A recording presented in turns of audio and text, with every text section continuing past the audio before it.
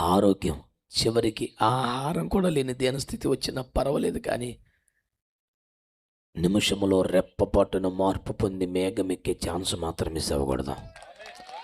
కొడితే మంచిగా కొట్టండి, సప్పుడు దెబ్బలు కొడతారు. ఆమేన్, హల్లెలూయా. ఈ లోకల్లో మనం ఎన్నో అడ్జస్ట్ అవుతున్నాం.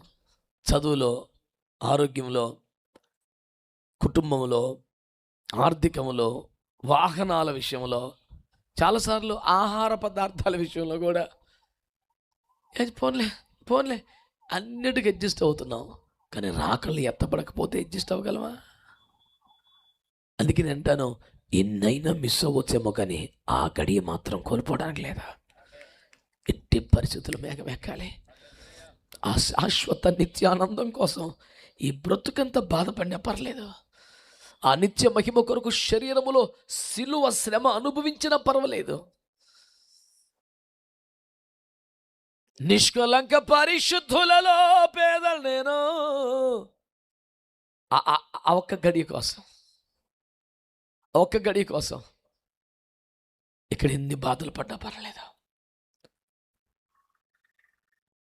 మున్లమా కూటమైన తలను చూచి స్వర్ణ కిరీటం పెట్టి ఆనందిల్తూ, ఆ ఒక్క గడి కోసం ఇక్కడ ఎన్ని బాధలను పడవచ్చు. మనం ఆయన్ని కలుసుకొనగానే ఆయన వలె మారిపోతాం.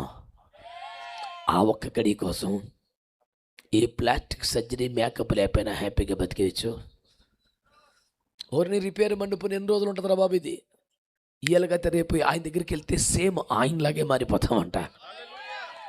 యేసు లాంటి సౌందర్యం, యేసుల పరలోకంలో దేవదూతలు అవకైపోయి అందరూ యేసు ప్రభులా ఉన్నారు ఏందిరా అని టెన్షన్ పడి ఒక క్షణం వస్తుందంటే ఎంత మజా ఉంటుంది అసలు.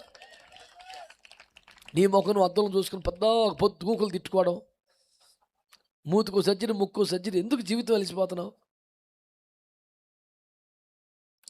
ఎంత అందంగా ఉన్నానని ఫీల్ అయినా యేసయ్య ఎంత అందంగా అయితే ఉండవు. ఎంత చండాలంగా అనిపించినా పిశాచాల కన్నా ఘోరంగా అయితే ఉండవు. ఎందుకు బాధ?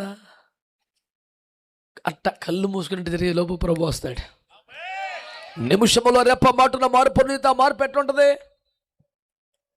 న్యూస్ పేపర్లో వేసినట్టుగా తలకాయ చిన్న గీత, తోక అట్లుండదు. సాక్షాత్తు యేసువులే. ఆమేన్. నేను